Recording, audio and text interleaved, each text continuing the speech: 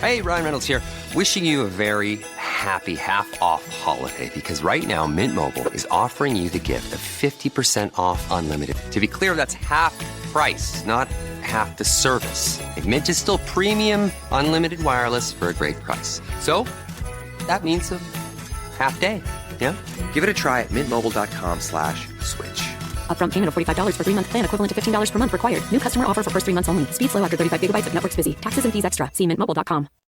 Thank you for calling the Bombas Comfort Line. Bombas make socks, slippers, tees, and underwear made with the highest quality materials. Press 1 for comfort, 2 for style, 3 for donation. You chose style. Bombas has styles for whatever you enjoy. You can run in Bombas, lounge in Bombas, dress them up, dress them down, but always give back in Bombas. Because with every item purchased, another is donated. Bombas, comfort worth calling for. Go to bombas.com/audio and use code AUDIO for 20% off your first purchase. That's BOMBAS.com and use code AUDIO. Hi, I'm Millie Mackintosh, and this is Sober Awkward.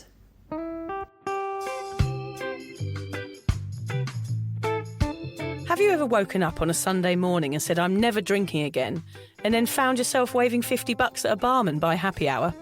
Are you wondering why everyone else can stop at 1 while you head to a dodgy after-party with a weird bloke called Disco Dave? If so, it might be time to take a deeper look at your relationship with your reliable social crutch, alcohol.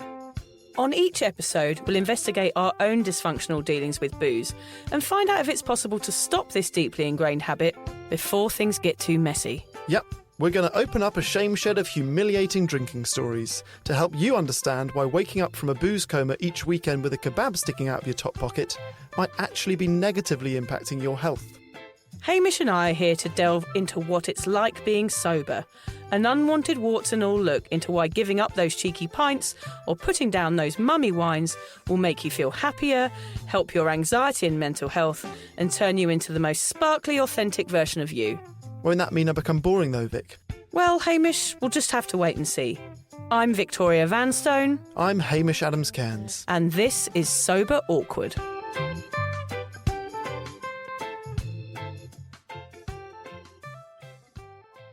It was a bit of a wild day, wasn't it, Vic? Yeah, our phones kept lighting up with more notifications of new followers for the Sober Awkward podcast page. I actually thought something had gone wrong. I thought there was a glitch, like the phone was just beeping and beeping and beeping and beeping. Yeah, that was until we both got messages from mates saying that Millie Mackintosh had put out a post about being sober and thanked us for being the podcast that had helped. It was so exciting. With her online following of over 2 million, it was highly surprising that our phones lit up.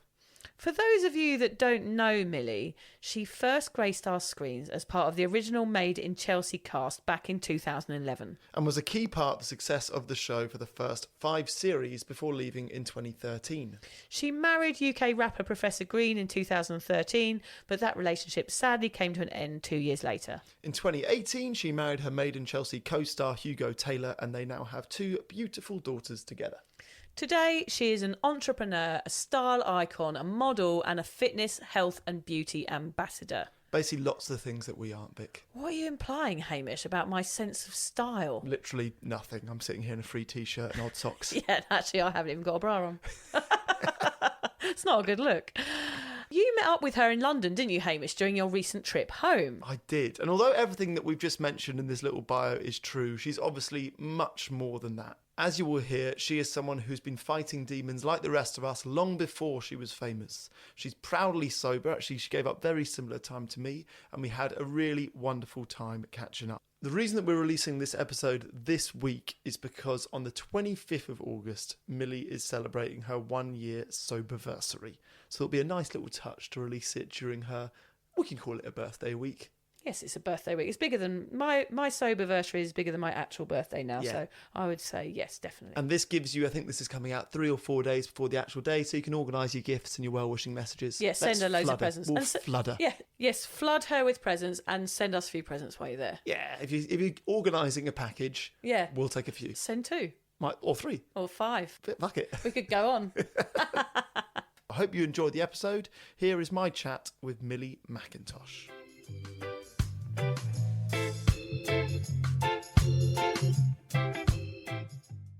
So we regularly get messages and emails from our listeners. Sometimes we get to meet them, but we have never sat down with one and actually had a chat for the podcast. Really? So you are the first. So thank you so much. I feel very honoured. Thank you. Not at all. Thank you for inviting me into your home to do it. And it struck me when I sort of started researching your sobriety, which actually sounds quite creepy that I started researching you, but I did have to start researching you. I did listen to you on other podcasts. I listened to you on your own podcast, which brought about a very entertaining moment with my wife. She came in and she goes, "What are you listening to?" I was like, "I'm listening about how to reclaim my body after giving birth."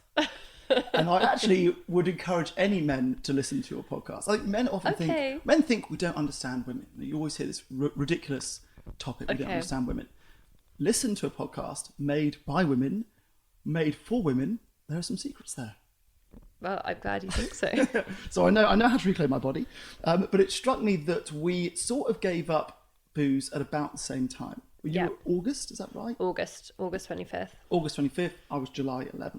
So I hope that over the course of this chat, we can sort of paint a picture of what that first year is like for people that gave up like us, who didn't necessarily have a problem with it, but it was certainly causing problems. That's why I like listening to your podcast, because I, like, in a similar way to you, I don't think of myself as an alcoholic. Mm-hmm. I'm somebody that had a disordered relationship with alcohol. Definitely doesn't work for me, doesn't suit me. It just, it basically just doesn't bring any joy in my life. But I really love listening to your podcast because I could relate to it. Yeah, thank you. I think that's a good place to start. So I know that you mentioned that you identify not so much as sober, but as alcohol free.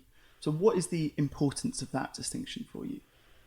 I think the thing is, when you say the word sober, it's quite weighted and people instantly think, okay, oh, alarm bells, this is awkward, this person has a problem, this person is an addict, and there's nothing wrong with being an addict.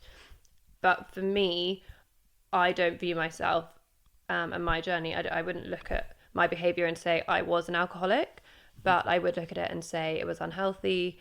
There's terms like disordered drinking, alcohol abuse disorder. There's loads of different terms out there. But for me, when I would have that one drink, I would often just have the urge to have 100. Yeah. Which is so unhealthy. And most of the time I wouldn't do that, especially as I got older and had a job and a family. I would still recognize that there was that feeling. Absolutely. I'm with you. I think everyone listening will be like, yep, we can relate to that. One drink, then 100.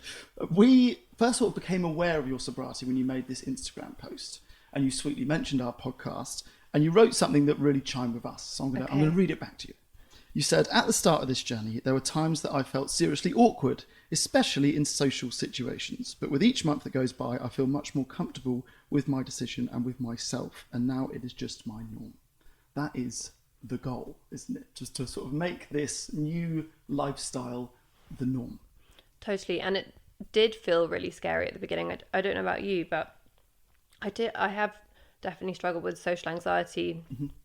Probably most of my adult life, but when I was 14 and started drinking alcohol, I didn't really have to learn how to socialize sober, because at most social events at that age, we'd be having a few drinks. They might have only been a Bacardi Breezer or a Smirnoff Ice or whatever we could get our hands on. Sometimes, some vodka swipe from our parents. Yeah. Store cupboard, which you topped up with water. But those first kind of social experiences were normally fueled by alcohol. So it made it easier to not feel awkward. And when I stopped drinking, and the first social occasion I went to, I felt almost a bit paralyzed. I literally I can't talk. And it's crazy because when I was pregnant, especially with my first daughter, I didn't really drink, maybe the odd glass of wine. But somehow, because I was pregnant, I don't know, I didn't have the awkwardness. Yeah. You didn't feel as naked as when you're actually alcohol-free. Yeah. And I felt like it was this elephant in the room. I literally had a massive sticker on my forehead that said I'm sober. Vic describes it as having a spotlight on you. You feel like you are brighter than anyone else in the room. Everyone's looking at you. Everyone knows what's going on, and you feel more self-conscious than you would be after a drink or two. Which I totally get. That works. That image for me. And when you first stopped drinking, did you have support? I had Vic. I had the podcast. I had no idea that there was a sobriety presence online. I had no idea that people were talking about this and sharing and supporting each other. I had absolutely no idea. So in my stage of life, I just had a kid. So I wasn't going out very much anyway. We live somewhere we don't know that many people. So we weren't turning down drinks parties. I wasn't having to sort of come out as sober to my friends. But I had, in my head, I knew I was coming back to England soon for these weddings, so these 3 weddings. Funny enough, I've got 3 weddings in the next week again, so it'll come up again. And I knew that that was the time when I had to sort of face it head on, tell my friends, feel okay on the dance floor, feel okay talking about it. But in terms of actual support, I don't know anyone sober. Other than pregnant people and Vic, none of my friends are sober. So I felt a bit lonely and a bit naked in a way, being the only one, particularly because I didn't have a problem. So I thought people would be like, you aren't even the heaviest drinker in our group of friends. Like, why are you giving up? You don't need to do this. Come on, have a drink. So I was very aware of that. Were you the same? Were you the heaviest drinker in your group of friends, or were you sort of somewhere in the middle? I think I'd say I was probably somewhere in the middle. I wouldn't even drink that often, but it would probably be, a kind of boozy night, like once a month even, that would just completely throw me off. Mm-hmm. And I didn't fully realise until I completely stopped drinking just like how damaging that can be. One big night a month doesn't sound like drinking a lot, but when you're kind of drinking a lot of units in that one kind of like binge drinking session, it's just so harmful for the body. And what would be worse for me would just be the anxiety that would probably last a week. Really? From one night out? Yeah. Wow. I want to focus on that age we just talked about when you were 14, 15. So I think when anyone will listen to this podcast and they go, oh, well, maybe I can't relate to Millie because she's on telly and she's beautiful and she's successful. But when I actually read into your story, you were struggling with panic attacks, anxiety and depression long before Made in Chelsea came about. And at school, you struggled with bullying. And it struck me, what is bullying? I thought, well, bullying is when a group of people that think they're cool pick on someone they think isn't. Yeah. And if you're 14 or 15, and we know that teenage girls can be pretty cruel, that is also the age where we tend to start drinking. And rebelling is cool, right? Whatever school you're at, whatever your background, rebelling is cool. So do you think that being bullied and being maybe left out of a group or whatever it was, however it translated to you, led to you drinking more? Was there a connection between, really? Well, it also led to me having low self-esteem, low confidence, being anxious and depressed. So, I mean, obviously being anxious as well doesn't coincide well with drinking. But I don't even know what I remember happening first. I remember the anxious feelings probably from about 16. Mm-hmm. But I started drinking probably around the age of 14. Not when I was at school, but on like weekends when you would go to parties and hang out with friends.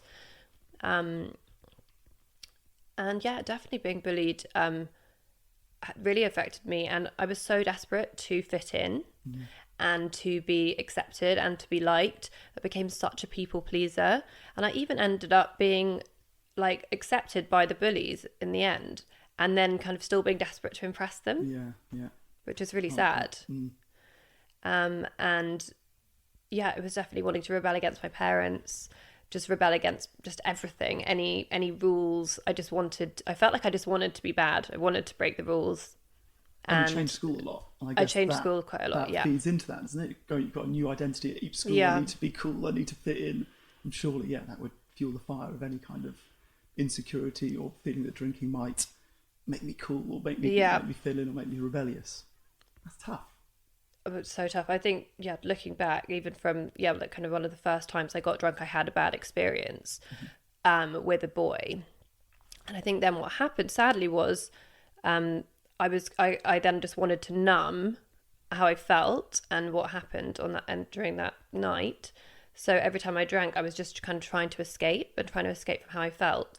And if you are a kind of insecure, kind of quite miserable feeling teenager, and then you have that first drink and suddenly all those worries disappear, you feel confident, you get that buzz, and then you just try to like continue to chase that feeling. But I've never been very good at like holding my drink. Like I've always been a bit of a lightweight. I've always been, I guess, quite a low like BMI naturally. I've always been that person that you can tell when they've had a drink. Right. It doesn't hold it down. No poker face on you. No. But what amazes me looking back is like, why didn't I learn sooner? Yeah. Like, it really, like, hurts me that I just can't, like, go back and, like, erase it. I feel the same way. I'm amazed when anyone reaches out to us who is 18 or 19 or 20 and has made the decision to go sober. Like, it wasn't even in my world to consider No, it literally going sober didn't. And there at was that so age. much pressure to drink, and to not just drink, but and to actually just get wasted. Yeah. Like, it was cool. And it wasn't cool if you didn't.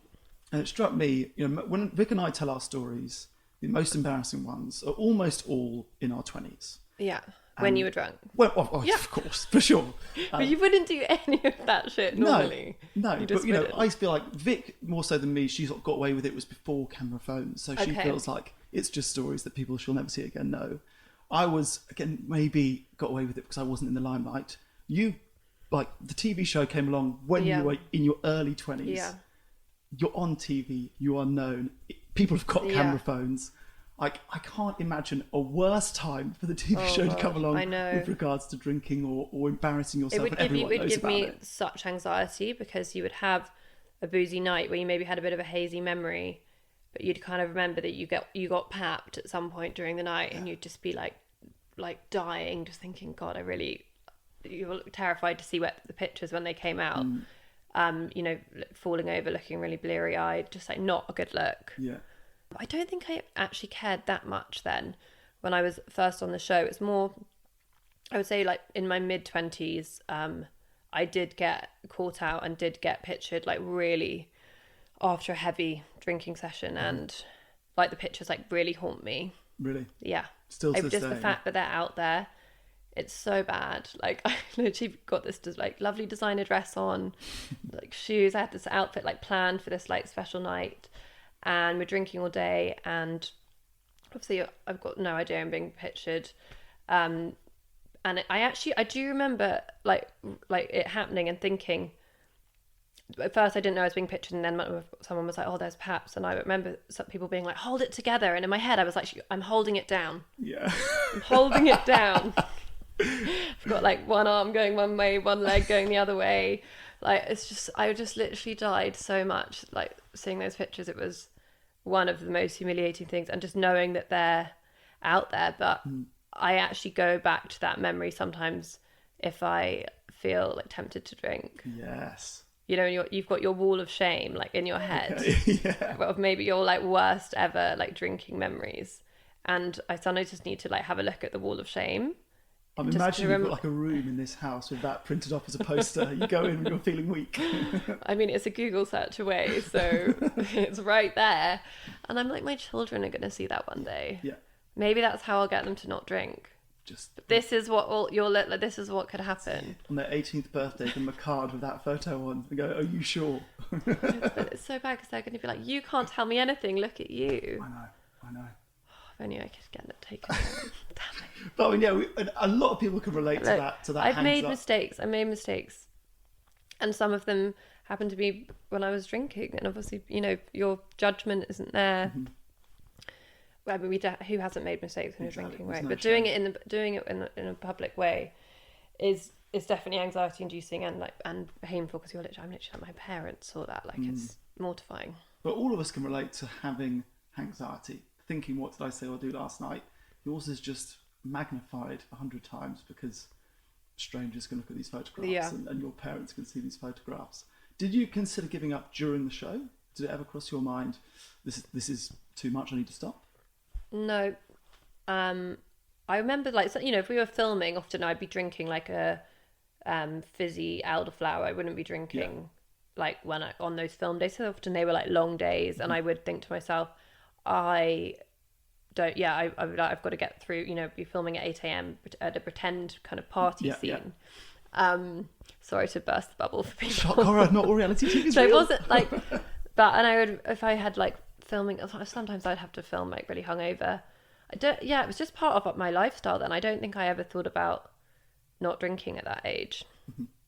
I would just maybe, if I had a really early morning, I might not drink and stay up super late the night before, but I don't think I had that much self-control. Yeah. We talk a lot about the sort of spectrum of drinking. You know, Vic gave up because she had to at one point. I gave up because I became a parent and thought this is a good time to do it. And Vic asked me to do the podcast. And you sort of seem to sit somewhere in between us, and that you was suffering with various mental health bits, and it was just the right time. How long did you think about doing it before you made the decision? I'd had a couple of things that happened over a year.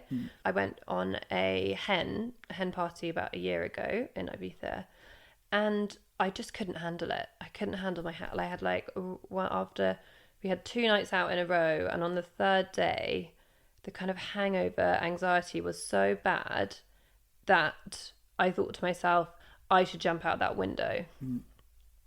And I don't know if that counts as like a suicidal thought. I don't know. I've never had the thought. I wasn't like about to do it by any means, but like a thought jumped into my window. A thought came into my head that was, I feel so bad that should I jump out that window? Yeah, I've had that. Okay, so I like logged that, right? Obviously that I was like, the girls were going out for another like fun day. I couldn't go. I literally stayed in the hotel room, literally dying of anxiety all day, like feeling like horrific. So that was pretty bad. And like my best friend was really like, you can't do this to yourself. And I just seemed to like not be able to handle it. Like everyone else was like, I drank the same amount as everyone else. Went. It wasn't like I hadn't been to bed. I'd gone to bed probably about 2 a.m. after kind of drinking from lunch through to like the evening, and everyone else just seemed to be able to handle it, but it just affected me like so much more. So that happened. Then I went to a wedding last summer, and I had got a lovely outfit. I was really excited to like see everyone. There was quite a lot of people there I didn't know. It wasn't one of those weddings where I knew like everyone, but I did know a couple of people there like really well, and I was really enjoying myself. You know, had a couple of glasses of champagne. I just remember feeling at the beginning a little bit socially awkward.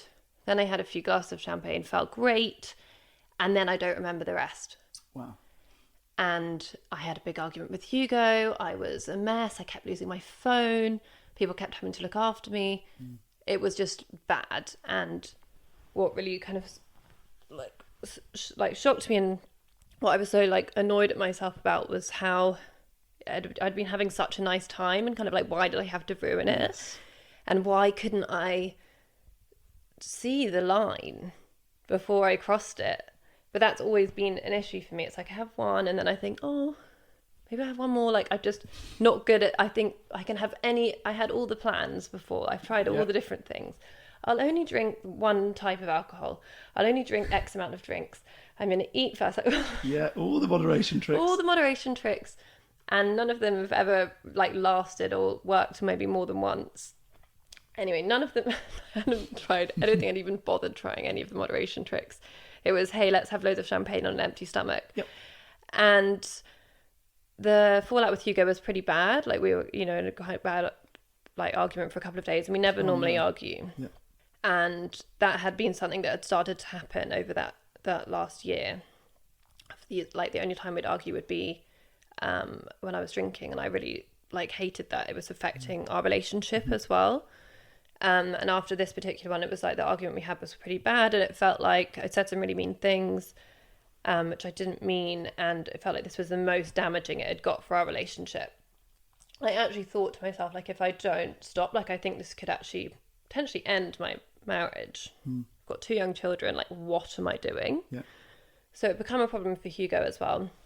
And then a few days after that, after I was a few glasses of wine, hadn't stopped drinking, I had one of the worst panic attacks I've ever had. Actually, probably the worst panic attack I've ever had.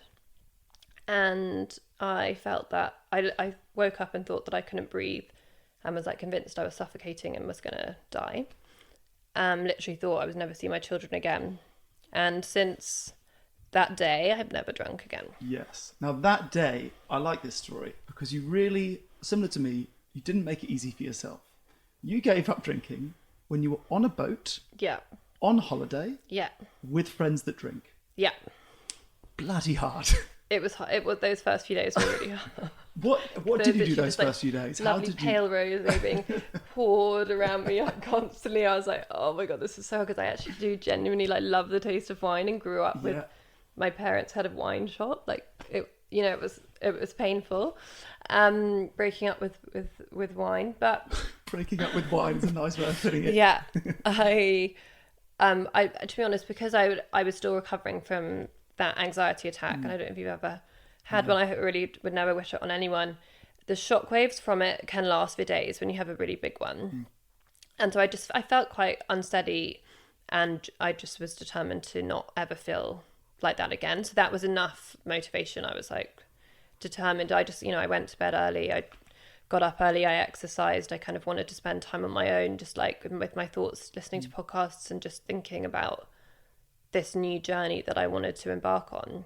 And as soon as I got back, I started seeing a therapist who really helped me with the not drinking, and I would check in with them every week and we would talk about it a lot. And I felt like I really needed the support in those first like weeks and months. I found it helpful having someone to check in with, to be like, how's it going? Are you still not drinking? And they were really encouraging me to keep going. Was it very black and white in your mind on that day? Was it, I need to give up for good today, or else something awful was going to happen? Or were you thinking, I'll do a month, or I'll do a 6 months? I said to myself, I'm going to do a year. Yeah, exactly the same as me. And we're coming up to that year. Yeah. How are you feeling approaching that 1 year anniversary? So many people have been like, oh, it's so nice, that sober thing you're doing. But you'll have a glass of wine on Friday, right? Or like, when you come to my party, you'll have a drink with me, right? Yeah. I'm like, no, this isn't a sober thing. Like, I know another friend, one of my really good, like, oldest friends, Kaggy, she's sober curious. Yeah. And she drinks very occasionally, maybe once or twice a year, and not very much. For me, I need the black and white, I think, because otherwise there's always, the door's open. Yes. And I want the door closed. It just feels like I don't know, I can't really explain why I feel like that, other than that just, and count, like, racking up the months that I've been sober is a really good feeling. Yeah. Do you day count and get a sort of kick? I just do, like, the 25th of every month. I have a little moment where I think, like, yay, this is good. I just had 9 months, which feels quite big, because you're pregnant for 9 months and you grow a human. So it's kind of like my rebirth a little bit. Nice. I did this like breath work. I was in Ibiza when I turned 9 months, and I did like a guided breath work session, and it felt like quite poignant. Yeah. Has it affected the way Hugo drinks? Does he drink less or think about it more? I had to call him out a few times when I'd first stopped drinking. If he sat in front of me with a glass of wine, he'd be like, oh, this is delicious. And I'd just be like, shut the fuck up. like, come on. And when I made him think about it, and I was like, it's just like dangling it in my face. Like, don't, rubbing it in my face, like, I don't want to know if that. I'm not banning booze from the house. I don't feel triggered seeing you have a drink, but just don't tell me how good it tastes when you know that I love a glass of rosé. Like, just don't. But yeah, I have like good alternatives. And he'll still, if I'm like making dinner, they pour me a kombucha with some ice and a little garnish and like a nice glass. And I like that. I still like that experience. Like, we're having a drink together. I'd say he doesn't drink that often at home now. He maybe would drink like a bit more during the week, but I don't mind. I don't have a problem with it, and he can drink quite a lot without kind of seeming drunk, or it doesn't seem to really change him very much when he does have a couple of beers or a glass of wine. So the arguments don't happen the other way around. But he's the drinker and you're not. Yeah, that's a nice place to be. I'm the same as you. I drink a frankly dangerous amount of kombucha at the moment. I love it. It's so good. That is my new vice. It's just, but it's good for you as well. Yeah. I reckon 10 years down the line, there'll be a podcast about over-drinking kombucha. At some point, at some point it'll be a new drug. Well, because some of them have like tiny, like 1% alcohol. So I think maybe possibly for some people, anything with like even a 1% is risky. Yeah. And I know some people really don't believe in this whole having a drink alternative. They just think, what's the point in having a mocktail? Or but I don't find it triggering. I like to still have that feeling like I'm having a treat. What I don't like is mocktails, because they're so sugary. Like, if you look at a mocktail menu, they might sound nice. They come and it's actually like the sugar hit. And what I've really noticed since I've stopped drinking, other things can give me a hangover. Oh, totally. Okay, right? What gives you a hangover? So, number one, tiredness. Obviously. Yeah, like parenting. Just being parenting, having kids, like being woken up at multiple points through the night. You sometimes I literally have that like headache, kind of slightly sore tummy, like literally how I'd feel if I'd had like 10 drinks. So that's number one. Sometimes unavoidable. but much more manageable than those nights when you had a few drinks and then got woken up 5 times. Yes. So like doing it without the alcohol, like you can kind of cope the next day. Yeah. Stress. Yep. Like I can get like a kind of social hangover.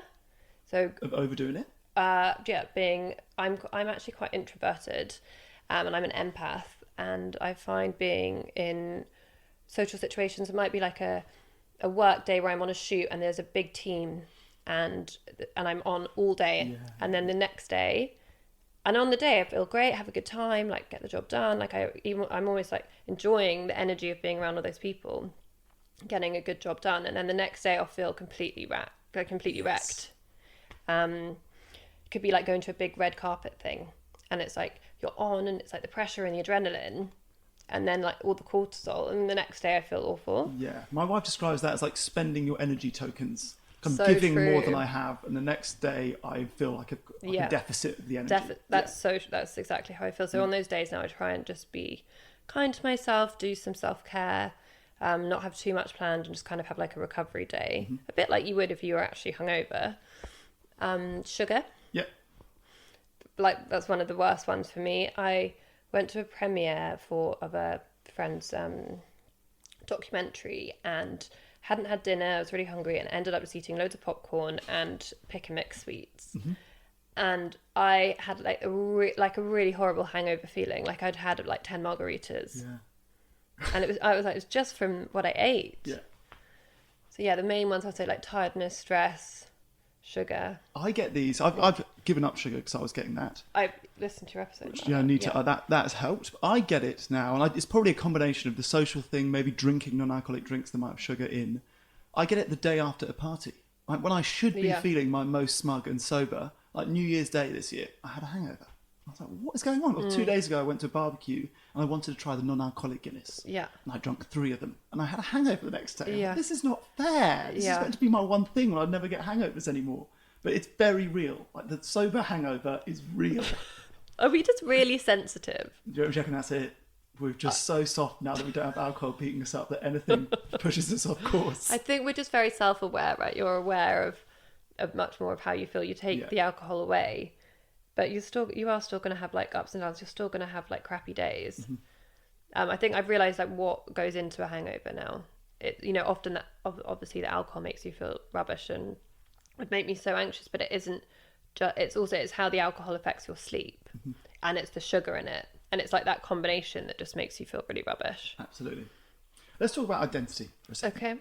Because it strikes me, I've worked a lot in reality TV in Sydney, and it strikes me there's a day when the show ends or when you're not on the show anymore, where you're at this crossroads, where you've got people like you, there's a following, there's an opportunity to choose what you want to do with this newfound sort of fame, if you want to call it that, and you sort of create a new identity. And I think for me, you've been lots of different things in your life, as we all have. Yeah. You've been a reality TV person, you've been the mum, you've been married, you've been divorced, you've been married. So many different crossroads. Married twice before I was 30. Yeah. And I think there's a lot of, with any crossroad comes a decision which could either ramp up your drinking or you might stop altogether. Parenting being a choice example. Did you find that at each of those crossroads, did you find, say, divorce, I drink more, coming out of reality TV, I drink more or less? Did you find that they affected your drinking as you went through each stage? When I got divorced, I actually made a vow to myself to just not drink for, I think it was at least a month, because I was like, this is a really difficult time. I was extremely anxious. I remember just thinking, I need to feel my best. I need to be really strong to get through this. So I didn't drink for a couple of weeks when I was going through the divorce and the initial separation. But looking back through my 20s, definitely those ups and downs did contribute to the kind of binge drinking. Yeah. And wanting to kind of drink to numb my feelings. Absolutely. Yeah, I can't imagine sort of the pressure of doing it all at every stage. And there were work events. Well, exactly. Where I definitely drank too much, and you're there. You're like, there's a lot of pressure. You're feeling self-conscious. You're feeling nervous. The social anxiety. You're having your photo taken. So having those few drinks kind of helps with all of that. But then there's definitely a handful of times where it went past the point of being, just mildly tipsy, and that was just not a good idea. Did anyone ever come up to you and say stop? Do you ever have an outside voice going, you need to stop? Or was it always sort of an internal dialogue? I had a moment where it was like, you should not have been, drinking at a work event. Yeah. So from a manager or someone who's an employer. And it was a point where I remember being like, okay, I really needed that to be said to me, because it does, it is really going to really affect your relationship with brands and who they're looking at to work with. And I really realized in that moment, like, I need to step up and I need to like get my shit together and not have a repeat of that. And luckily I didn't do that again, but it had happened like a handful of times. You said since going sober, lots of people have reached out to you as well. What has that been like? If someone reached out and said, I'm sober because you're sober, how has that feels felt? so good. And you were just asking me about kind of identity, and I think the kind of place I feel I'm in now, like I've become a mum, I've got my two kids, and I feel through sharing kind of the ups and downs of my parenting journey on social media that I've really connected with people. And now sharing about my kind of wellness journey and my sobriety, I talk a lot about my mental health and things I'm doing to help me feel better. And I really love the feeling of helping people to feel good. I've got a friend in AA, and she said one of the steps is about helping people. That's kind of one of the first steps. Yeah. And I don't feel that AA or a 12-step program is right for me, but I definitely get a lot of joy from helping people. We got a message recently from a listener who's based in the UK who wanted us to do an episode on summer. And I've been here 2 weeks, and the last 2 weeks have been unimaginably hot. Yeah. And there is a feeling, particularly in London, summer, like any day that it's sunny is a celebration. We flood to the parks, we flood to people's gardens, and drinking is obviously a part of that, Pimm's or whatever it is. How do you feel as we sort of go into summer? Good question, because I stopped drinking kind of at the end of last summer. That was what I was thinking. But if I can get through being on a boat with friends who drink, I can get through it. I've just done my first. Actually, I've done 2 sober weddings. One was in London, and it was a dinner. It was quite small, and then I went to a big wedding in Spain, 2 weeks ago, and I did it, and it wasn't so bad. I had a couple of friends there that also don't drink, so I kind of gravitated towards them, and I didn't feel like, as I wasn't on the dance floor, I wasn't, that version of myself that would normally feel like I was the most fun person in the room. That was actually probably the most annoying person that no one wanted to talk to. But because of my experience like last summer, I've got that so clearly in my mind. I didn't want to have a night like that. I didn't want to wake up in the morning and feel anxious. I didn't want to wake up in the morning and not be able to remember, but no, I'd had an awful fight with my husband. It's kind of exciting. What's really nice is knowing you'll wake up the next day and you'll be okay, and you'll be able to fly home without like running to the bathroom to puke every half an hour, and you're gonna be able to enjoy that second day of, sometimes weddings more than one day, right? So you've got, my standard thing would be get overexcited on the first night, drink too much, and then like the actual wedding be like dying. Yes. Of like being so hungover you had to puke behind a bush, and I don't have that now. I heard you talking on your podcast with Kaggy, which I think was just before you went on the wedding, about the sober dancing. And I was like, that is my big thing. So tell me about your experience with weddings. Yeah, so I made a rule for myself, which was that I would be the first person on the dance floor after the bride and groom. Because I knew that if I thought about it and sat on the outskirts, I would mull it over for too long and then feel even more self-conscious. Yeah, that's what I did. Yeah. I didn't go. You didn't go. I kind of pulled back. Yeah. And then it was really hard to join in. Absolutely. And I still feel self-conscious for probably the first half an hour. Of dancing or still of the wedding? A bit aware. No, of dancing. Okay. Still a bit aware, still not completely myself and relaxed. And I sort of grow into it. But I did quite a lot. Before the wedding, I went to this rave in the dark, which is a sober rave, no drugs, no booze. You need to give me the info of that. I'll give you it. They do it here. So that was quite good. Or going to a sober rave that's not in the dark. I don't like pitch black, so yeah. So it makes me claustrophobic. So maybe I need to do one in the light. Well, the one I did was in like a basketball court size room, so I'm also claustrophobic. I felt okay, and it's not pitch black. Okay, it's not. If it's not like pitch black, that's you can see the outskirts of people. Okay. So that was quite good for me, and a sober rave that isn't necessarily in the dark, but everyone's sober. That was quite good. That's something that's on my list of things I really want to try. definitely do that. They've got them here. Just to like shake off those like inhibitions and just like Yeah. not care what people think. They've got them here, I'm sure, where you go at like 7 a.m. Yeah. before people go to I've commute heard to about work. it. Yeah, so they're quite good. So all of those little things sort of built up my confidence, and then just going for it, just not caring. I was quite lucky. The first wedding I went to, what the bride and groom aren't really big dancers, so there wasn't a dance floor. So I was like, okay, we'll go in easy. I'll do a sober wedding and build up my confidence. And then the second and the third were dance floors. So I thought, okay, I can do it. And then actually, I began to get a kick off overhearing people say, that guy's not even drinking. Like, look at the way he dances and he's sober. But do you feel confident in your dancing ability? I'm terrible. Are you a good dancer? Awful. But I am Because I'm awful all at dancing. Yeah. But when I was drinking, I found my confidence. I was like, I've got all these moves. I look great. So I'm all energy. I'm all enthusiasm. No talent. I smile a now lot. I just I do basically run embarrassing on the mum spot. dancing. I That's feel like fine. That's fine. At least you're out there. At least you're out there. I was thinking, this is really unfair. I thought the most sober, awkward way to end this episode is if now I reached behind me, brought out UE Boom, put a song on, and we danced. Even that is too much. It's way too much. Okay, I don't know if it's because I'm just it's like a British thing. I can't even like watch a musical because it makes me uncomfortable. Really? Okay. What? Because of the energy and the enthusiasm? And the Yeah. happiness? Okay. All right. Yeah. That is a deeper issue. There's something about, I don't know, yeah.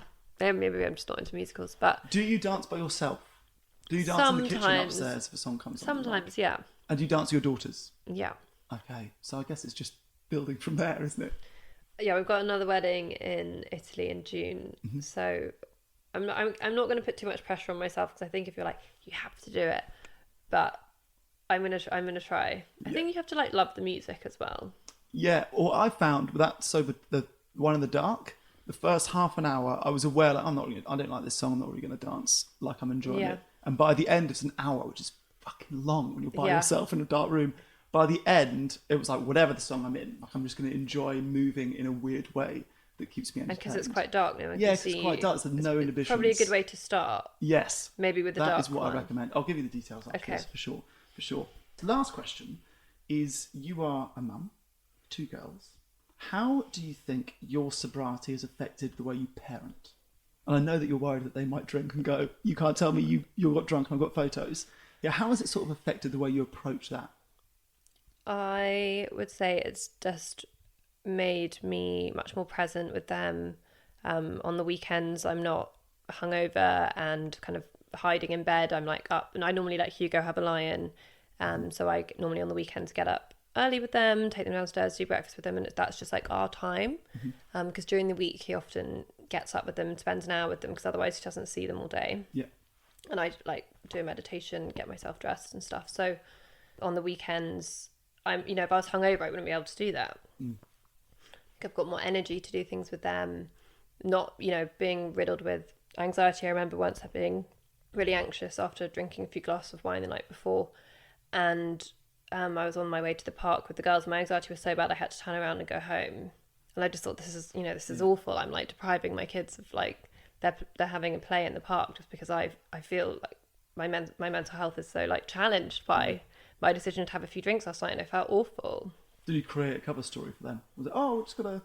Yeah, the park's Park's closed. closed. The park's closed. I think, just having the time for them, not having the time back in my life that I'm not spending hungover. Yeah. And am I right in thinking you were taking medication before you gave up alcohol? Yeah. And you stopped the day that you stopped alcohol? So I came off the medication in December, and my anxiety has been a lot better. I have had a bad panic attack quite recently on a flight, which is something I'm working on with my therapist. I definitely get really triggered on flights. That is triggering for me. But overall, I would say I have a lot less anxiety since I stopped drinking, and I haven't felt the need to be on medication. I tried out going on an SSRI about nearly a year ago. I went on to it in July because my anxiety was so bad. In all honesty, if I'd stopped drinking before that, I don't think I would have needed to go on the SSRI. Yeah. It was kind of a vicious cycle. But also I think it's really dangerous. I don't think it's explained enough. Somebody should have said to me a doctor, when they prescribed me the SSRI, do not drink with this medication because it will not work. Yeah. And nobody said that. They were like, yeah, it's fine. You can still have, it wasn't even not discussed. It was like, you can still drink. It's fine. Really? So I was like, great. I've got my medication. It's going to help me feel less anxious. And I can still continue to have a few drinks now and then. Yeah. The truth is, when you're still drinking, the medication can't work. So it was helping with my anxiety. But when I had a few drinks the night before, the next day, I might still feel super anxious because the medication can't work properly, kind of cancels it out. So yeah, to anyone who is struggling with their mental health and is on SSRIs or thinking about going on an SSRI, it's amazing that we have all of these different options and they might really work for you. And it did help with my anxiety for a couple of months, but just I really, really, really would say don't drink. Yeah, it's a long game. If you're like taking medication for your mental health, it's just like, what's the point? Mm-hmm. That's a nice place to end. Is there anything I've missed? Anything that you'd like to say that I haven't touched on? Oh, okay. I know. I've got one thing I haven't said that I thought I wanted to say. So, a friend said this to me. We were talking about my journey and being alcohol free, and he said, "It's like you're in a car, you're driving the car, and you're going up a hill, but you've got the handbrake on." Mm-hmm. This is like me, like when I'm still drinking. So you're going through life, trying really hard, and there's something just like holding you back because you've got the handbrake on. And when you stop drinking, it's like the handbrake's off and you could just go, and it's like everything opens up for you. And it really feels like that for me. It's like I can just like feel the possibilities. Like it's like you've kind of opened the door, mm-hmm. and you can just like properly like begin life. Yes. I hear so many people Do you feel like that? I heard a lot of people say it feels like a superpower. It does. They give up drinking and then, like Vic, write a book or suddenly throw themselves into wellness or throw themselves into something they had never thought they had time I feel or like energy it's for really, before. for me, it's really been like, it is about feeling well. Mm-hmm. And it's opened me up to look at other areas of my life which maybe weren't so healthy. It's not just about drinking. It might be my relationship with food, or I've been working on like my gut health and looking at all the other looking at all of the other pillars of wellness. And now that I've removed alcohol from my life, I feel like I can properly do the work in therapy as well. Yeah. And anyone that drives like me and drives with the handbrake on quite often before they realise will understand what that feels like to finally take it off. Take the handbrake off. But I really love it when people message me and reach out to me. And so please like keep doing that. And yes. I'm just going to keep sharing on my journey. And like, thank you for having me on your podcast, because your podcast has really helped me. Thank you. And I love listening to it. It makes me feel good. It's also funny as well. That's the aim. That's the hope. Like obviously, people with addiction, it's no joke and it is very serious. But finding this space where maybe if you don't identify with being an alcoholic, but you're somebody that wants to make change in their life, recognizes that alcohol isn't healthy for them, but just finds it really hard to not drink. I really think this podcast is great. Thank you so much for listening, and thank you for being on it. We'll just keep doing what you do. We will. I need to come to Australia. I haven't been for so long, so I'm going to find a reason to come over. Don't bring the kids would be my advice. Okay. If you can come alone and deal with jet lag by yourself. The thought of the flight with the kids is probably what's putting me off visiting. Come, you can stay with Vic and I. Okay, I'd love that. Cheers. Thank you.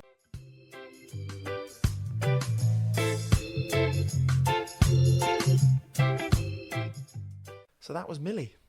Wow, I loved her.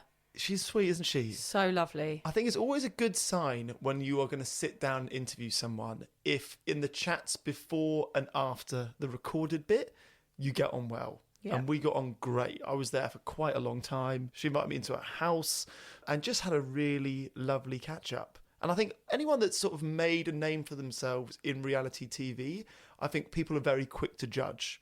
I think I have been in the past as well. And I think when you meet someone, that's when you get a real grasp of them. Yeah. And you realise, actually, we shouldn't be judging anyone before knowing them, really. And she was just like the rest of us. She was so sweet to give me the amount of time that she did. Her story is very similar to lots of ours. I think people will often think, oh, well, she's famous, I can't relate. That was not the case at all, was my experience. And just very humble and very sweet and, looking to help. I think she said she's been really inspired by people getting in touch, going, oh my God, I want to go sober because you're sober, and, let's help each other out.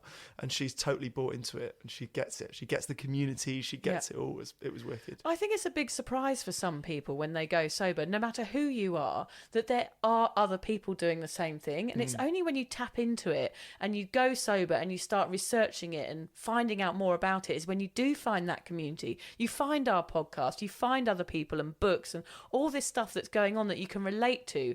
And there's nothing more inspiring than that, than finding something that is your tribe, your people who are feeling exactly the way you are. And I love that Millie had resonated with our podcast, and I'm sure this episode is going to resonate with everybody out there. Definitely follow her on Instagram as well. She's amazing and gorgeous. Yes. Yeah. Not that matters. It's inside and out. Yes. Luckily for me, Hamish. People follow us. And we're sort of funny looking. Yeah. We are sort of funny looking, aren't we? She's not funny looking. She's bloody gorgeous. Yes. Yeah. She does have more followers, possibly, as a Probably result. for that reason, yeah. It's not all personality sometimes. Thanks for listening. Thanks, Millie, and thanks everybody out there for listening.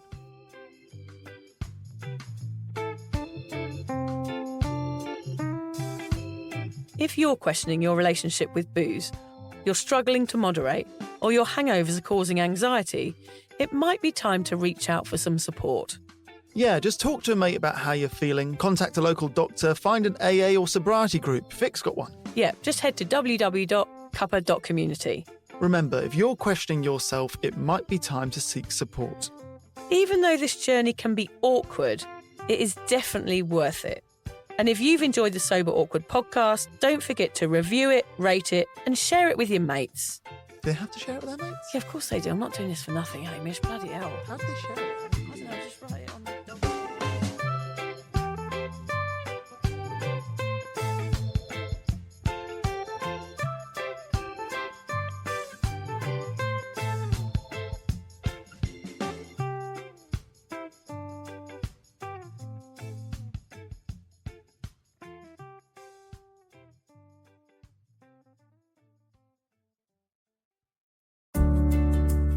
Hi there.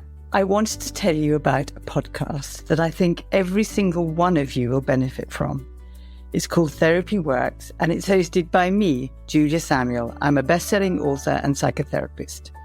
I invite you into my therapy room where I speak to either a known or unknown guest. Topics range from the difficulties of divorce, a life-changing illness, to the struggles of motherhood.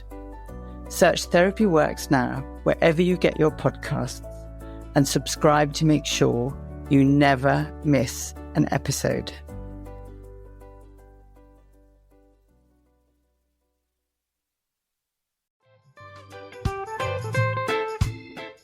Vic, so do you fancy coming on a sober holiday? Don't worry, we're not talking about some corporate wellness retreat with cucumber water and enforced eye contact. No, this is a sober awkward retreat. 8 days of sun, sweat, laughter, and absolutely no hangovers.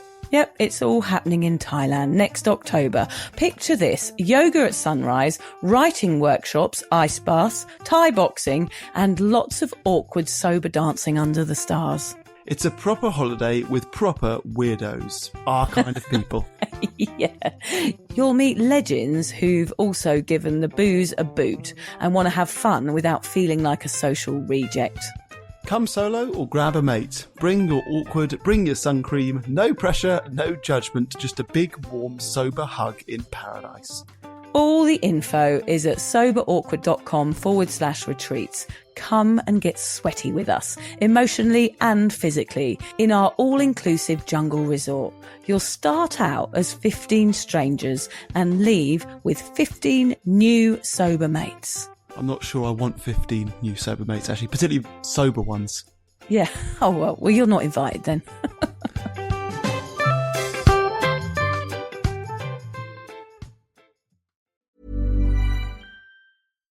Hannah Burner, are those the cozy Tommy John pajamas you're buying? Paige DeSorbo, they are Tommy John. And yes, I'm stocking up because they make the best holiday gifts. So generous. Well, I'm a generous girly, especially when it comes to me. So I'm grabbing the softest sleepwear, comfiest underwear, and best fitting loungewear. So nothing for your bestie. Of course, I'm getting my dad, Tommy John. Oh, and you, of course. It's giving holiday gifting made easy. Exactly. Cozy, comfy, everyone's happy. Gift everyone on your list, including yourself, with Tommy John and get 30% off site-wide right now at TommyJohn.com/comfort.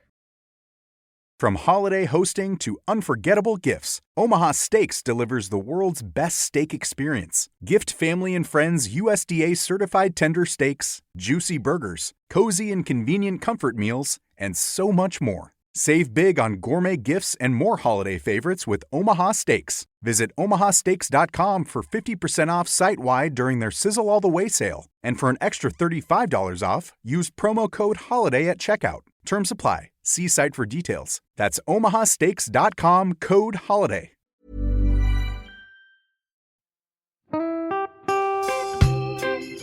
So, as you probably know, my comedy memoir, 1,000 Wasted Sundays, is officially out. All my magnificent fuck-uppery in one awkward hit.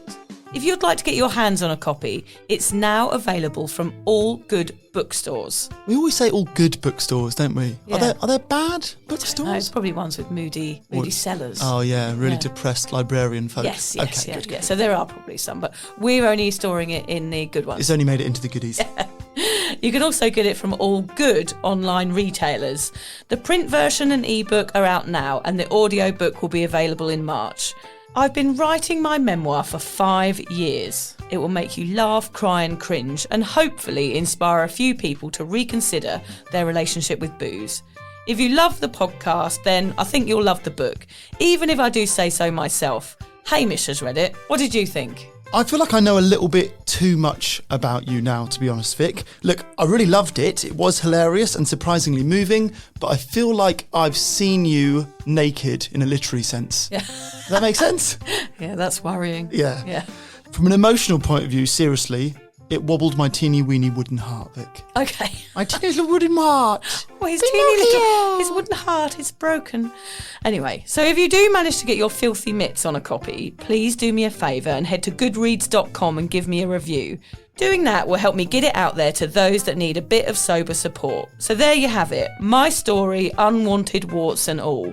Come and get awkward with me. Not to be too demanding or anything, but seriously, go and buy it now. Yeah, go and buy it. Go and buy it right now. Yeah, don't just tell your friends, buy it, and then buy your friends one or two. Yeah, don't give them a copy, buy it. Yeah. And you know what? Don't be careful where you store it. If you lose it, you can always buy another 5. Buy another one. Yeah.